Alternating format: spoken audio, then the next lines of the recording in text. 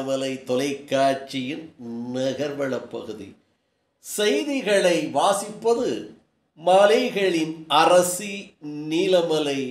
உங்கள் அன்பில் இன்றைக்கு 3 நாட்களாக தமிழ் கடவுள் என்று வர்ணிக்கப்படுகின்ற அழகு திரு முருகனுடைய கோவில்களிலே ஒன்றான பழனியில் மாநாடு நடைபெற்று கொண்டிருக்கிறது. பக்த கோடிகள் ஜாதி மத இன வேறுபாடு இன்று குவிந்து வருகிறார்கள். அழகிய கண்காட்சியாக அரங்குகள் அமைக்கப்பட்டு பழனிமலை இன்றைக்கு விழா கோலம் கொண்டிருக்கிறது. இந்த அருளை பொழிந்து கொண்டிருக்கின்ற தமிழ் கடவுளா முருகனுடைய பெருமையை நமது நீலமலை தொலைக்காட்சியிலும் ஆன்மீகமாக இதை கையாண்டு அவருடைய 6 படை வீடுகளையும் 7வது படை வீடுகளை பற்றியும் சொல்லி இன்னொரு கோவிலையும் காண்பிக்கவிருக்கிறோம். அது பற்றிய செய்திகளை இன்றைக்கு தகவல்களை நமது நீலமலை தொலைக்காட்சியில் தரவிருக்கிறோம். இதில் திருப்பரங்குன்றம் மதுரை மாவட்டத்திலே அமைந்திருக்கின்ற 6 படை வீடுகளிலே ஒன்று, திருச்செந்தூர் தூத்துக்குடி மாவட்டத்திலே அமைந்திருக்கின்ற 2வது, அடுத்து பழனி. இன்றைக்கு பழனியில்தான் பழனி ஆண்டவன் அழகு தமிழ் கடவுள் என்று வர்ணிக்கப்படுகின்ற முருகனுடைய ஆலயத்திலே இன்றைக்கு அங்கே மாநாடுகளை தமிழக அரசின் மூலமாக நடைபெற்று கொண்டிருக்கிறது. அதனை அடுத்து சுவாமிமலையினுடைய அருளை அனைவரும் அறிவார்கள். முருகப்பெருமானுக்கு இங்கேயும் ஒரு வீடு உண்டு. இது தஞ்சாவூர் மாவட்டம். திருத்தணி பழனி முருகனுக்கு இங்கேயும் ஒரு அழகிய ஆலயமும் வீடும் உண்டு. இது திருவள்ளுவர் மாவட்டத்திலே அமைந்திருக்கிறது. அதனை அடுத்து பழமுதிர் சோலை அழகு முருகனுடைய 6வது வீடாக, 6 படை வீடுக்கு 6வது வீடாக அமைந்திருக்கிறது.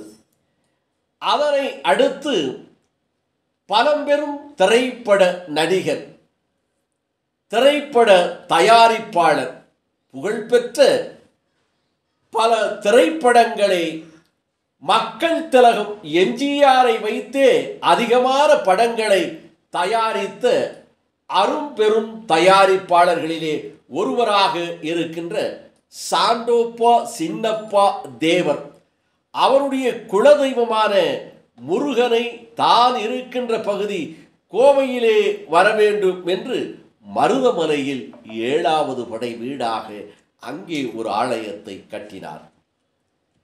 இதில் என்ன கேள்வி இருக்கிறது, இதில் என்ன புதுமை இருக்கிறது என்று சொன்னால், இப்போது நாம் பார்க்கிறோமே இந்த ஆலயம் முருகப்பெருமானுடைய ஒரு அழகிய வீடாக, அழகிய ஆலயமாக, அற்புதமான காட்சியாக, பெரிய ஒரு கோவிலாக, பக்த கோடிகள் பலரும் வந்து போகின்ற ஒரு சுற்றுலா தலமாக இந்த ஆலயமும் அமைந்திருக்கிறது.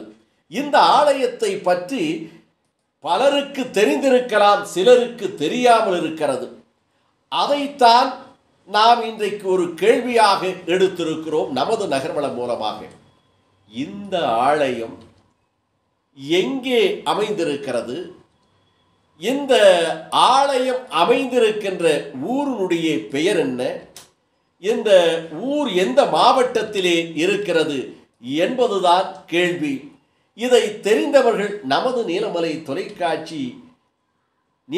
தொலைக்காட்சி யூடியூப் பகுதிக்கும் உங்களுடைய கருத்துக்களை கமாண்டை சொன்னீர்களானால், அந்த கருத்துக்கள் எத்தனை பேர் சொல்லுகிறார்கள், அதை சரியாக யாரெல்லாம் சொல்லுகிறார்கள் என்று பார்த்து அவர்களை தேர்வு செய்து 1, 2, 3 என்று நாம் பரிசுகளை வழங்கவிருக்கிறோம். அவர்களை நீலமலை தொலைக்காட்சியின் மூலமாக பாராட்டவிருக்கிறோம் என்று சொல்லி இந்த செய்தியை காண்கின்றவர்கள் இந்த இப்போது நாம் கடைசியாக காண்பித்த இந்த முருகப்பெருமானுடைய அருளை பெற்றிருக்கின்ற ஆலயமாக அமைந்திருக்கின்ற முருகப்பெருமானுக்கு 8வது வீடாக அமைந்திருக்கின்ற தமிழகத்திலே இந்த ஊர் எந்த மாவட்டத்திலே அமைந்திருக்கிறது என்பதை சரியாக சொல்லுங்கள் என்று சொல்லி இதையே சிலர் கேள்வியாக கேட்கிறார்கள். இதை ஏன் இப்படி சொல்லிக்கொண்டே இருக்கிறீர்கள் என்று. இது இன்று தொடங்கியதல்ல. 2000 ஆண்டுகளுக்கு முன்பாகவே இயேசுபிரான் ஒரு பாடலை பாடியிருக்கிறார். தட்டுங்கள் திறக்கப்படும், தட்டுங்கள் திறக்கப்படும், கேளுங்கள் கிடைக்கும் என்றார். இயேசு கேளுங்கள் கிடைக்கும் என்றார். அதை போல்தான் இப்போது உங்களை தட்டி கொண்டிருக்கிறோம். உங்களிடத்திலே கேள்வியை கேட்டுக்கொண்டிருக்கிறோம். நகர்வள பகுதியில் உங்களிடத்திலே வணக்கம் கூறி விடைபெறுவது உங்கள் நீலமலை தொலைக்காட்சி. உங்கள் நீலமலை தொலைக்காட்சி உங்கள் பகுதியில் கிடைக்கவில்லையா? உங்கள் யூடியூப் பகுதியில் காண வேண்டுமா? நீங்கள் யூடியூப் பகுதியிலே காண்பதற்காக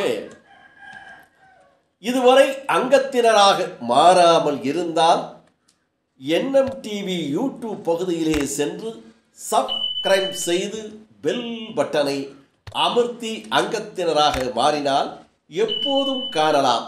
இதை போல உங்கள் பகுதியில் உங்கள் வீடுகளில் நீலமலை தொலைக்காட்சி கிடைக்கவில்லையா?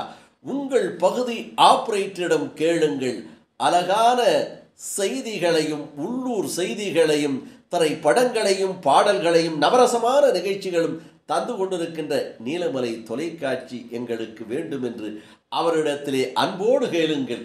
அதே நேரத்தில் நீங்கள் பணம் கொடுத்துதான் கேபிள் டிவியை பார்த்து கொண்டிருக்கிறீர்கள். உங்கள் உரிமையை நிலைநாட்ட உரிமையோடு எங்களுக்கு நீலமலை தொலைக்காட்சி வேண்டும் என்று கேட்டு பெற்று பாருங்கள் என்று சொல்லி என்று வணக்கம் கூறி விடைபெறுவது என்றென்றும் உங்கள் நீலமலை அன்பில்